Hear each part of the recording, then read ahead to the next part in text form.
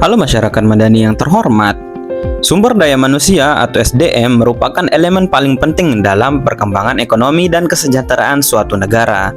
Dan SDM itu sendiri merujuk pada potensi dan kapasitas yang dimiliki individu untuk berkontribusi terhadap pembangunan dan kemajuan sosial, ekonomi, serta teknologi. Dan kualitas SDM menentukan daya saing suatu bangsa di kancah global. Namun Indonesia masih menghadapi tantangan serius terkait kualitas SDM yang sangat rendah yang berdampak pada berbagai sektor kehidupan yang ada di Indonesia sekarang ini. Akan tetapi, pertanyaannya, apa yang dimaksud dengan SDM tersebut?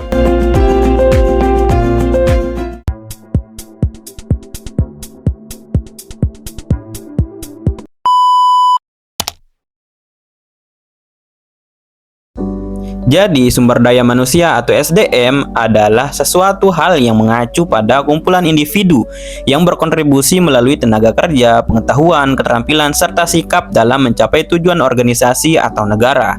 Atau secara singkatnya itu gini, yaitu orang-orang yang bekerja di sebuah organisasi atau perusahaan dan mereka memiliki kemampuan dan keterampilan yang dibutuhkan untuk menjalankan berbagai tugas dan mencapai tujuan organisasi atau perusahaan itu sendiri.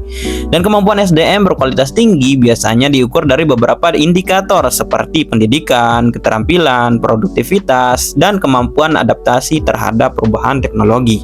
Tapi kalian pernah mikir nggak apa aja penyebab rendahnya SDM yang ada di Indonesia?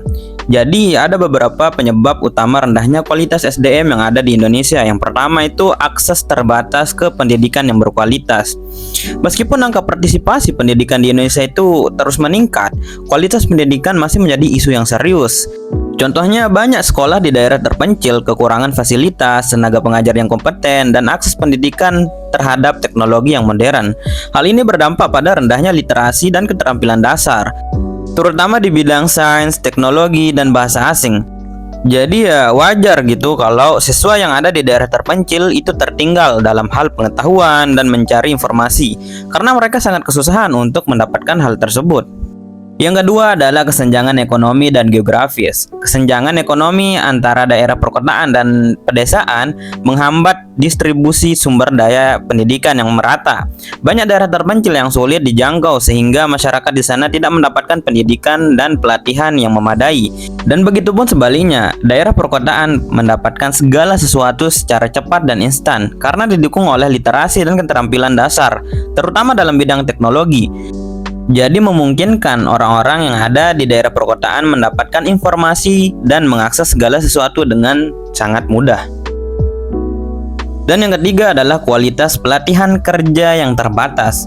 Pelatihan kerja yang diselenggarakan oleh pemerintah dan swasta masih belum sepenuhnya menyasar kebutuhan industri. Keterbatasan pelatihan dalam meningkatkan keterampilan teknis dan manajerial membuat banyak tenaga kerja tidak siap menghadapi tantangan industri modern. Jadi seharusnya menurut saya sekolah atau universitas harus memiliki kerjasama dengan perusahaan yang ada agar menciptakan lulusan yang siap kerja dan dapat mengembangkan potensi yang ia miliki. Dan yang terakhir adalah kurangnya investasi dalam pengembangan SDM. Pemerintah dan sektor swasta masih belum memberikan prioritas yang cukup dalam hal investasi untuk mengembangkan SDM, baik dari segi pendidikan yang formal maupun pelatihan profesional. Jadi, pemerintah harus mulai peka terhadap pengembangan SDM yang ada dengan cara menyiapkan pelatihan untuk pengembangan SDM yang ada. Indonesia saat ini berada di persimpangan antara peluang dan tantangan. Di satu sisi, Indonesia memiliki bonus demografi yang dimana proporsi penduduk usia produktif sangatlah tinggi. Ini bisa menjadi potensi besar jika diiringi dengan peningkatan kualitas SDM.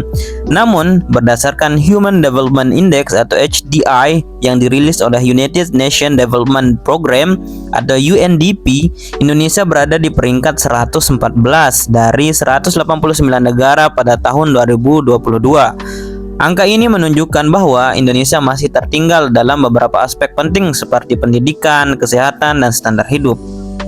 Kalau pendidikan menjadi peran yang sangat penting untuk memajukan SDM yang ada di Indonesia, tapi mirisnya pendidikan yang ada di Indonesia masih sangatlah jauh dari kata cukup. Mulai dari literasi membaca di posisi terendah, IQ rata-rata di 78-an, dan gampang didoktrin media. Ini menunjukkan negara kita memiliki PR yang sangat besar untuk memajukan SDM yang ada di negara kita. Di samping itu, tenaga pengajar seperti guru masih bermasalah juga, mulai dari kompetensi guru yang sangatlah rendah, dan masih banyak guru yang mengajar secara tekstual, hingga guru yang mengajar karena agar mendapatkan pekerjaan saja. Jadi nggak salah gitu kalau gaji guru di negara kita masih tergolong rendah, karena untuk menjadi seorang guru sangatlah mudah. Nah, apakah itu berarti kurangnya anggaran di bidang pendidikan? Jawabannya adalah tidak, karena anggaran pendidikan kita yang sebanyak 660,8 triliun yang dikeluarkan oleh pemerintah itu bukanlah angka yang sedikit.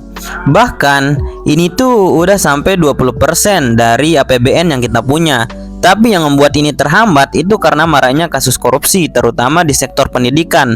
Karena anggaran mau bertambah berapapun itu semua percuma kalau uangnya dikorupsi. Di Sumatera Barat melakukan penahanan terhadap 7 tersangka kasus korupsi pengadaan alat praktik SMK di Dinas Pendidikan Sumatera Barat. Dari perbuatan para tersangka, negara mengalami kerugian sebesar 5,5 miliar rupiah lebih. Dan karena hal ini, itu berdampak buruk bagi pendidikan yang ada di Indonesia. Mulai dari yang nggak bisa sekolah karena faktor biaya, dan banyak yang nggak bisa kuliah karena nggak ada uang. Dan itulah yang mengakibatkan banyak orang-orang yang menjadi pengangguran dan tidak memiliki ilmu pengetahuan yang memadai untuk bersaing di dunia pekerjaan. Dan walaupun bekerja, mereka tidak memiliki pengetahuan dan pola pikir untuk berkembang dan mendapatkan pekerjaan yang lebih baik. Selain itu, data dari World Bank menyebutkan bahwa produktivitas tenaga kerja di Indonesia masih sangatlah rendah dibandingkan dengan negara-negara tetangga di ASEAN. Faktor ini menghambat pertumbuhan ekonomi dan penurunan daya saing di Indonesia di pasar global. Secara keseluruhan, Indonesia berada dalam masa transisi dengan tantangan yang kompleks, tapi juga memiliki potensi yang sangat besar untuk tumbuh sebagai kekuatan ekonomi dan sosial di tingkat global. Pemerintah Indonesia terus berupaya untuk meningkatkan kualitas hidup masyarakat dan memperkuat daya saing negara di dunia internasional.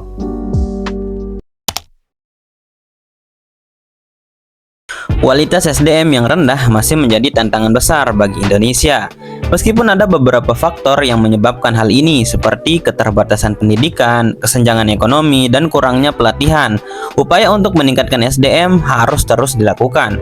Dengan memperkuat pendidikan, meningkatkan pelatihan keterampilan, serta mendorong inovasi, Indonesia bisa memanfaatkan bonus demografi untuk mencapai kemajuan ekonomi yang lebih pesat. Dan kolaborasi antara pemerintah, sektor swasta, dan masyarakat menjadi kunci untuk mengatasi permasalahan ini. Okay, maybe that's all from me. See you next time and bye-bye.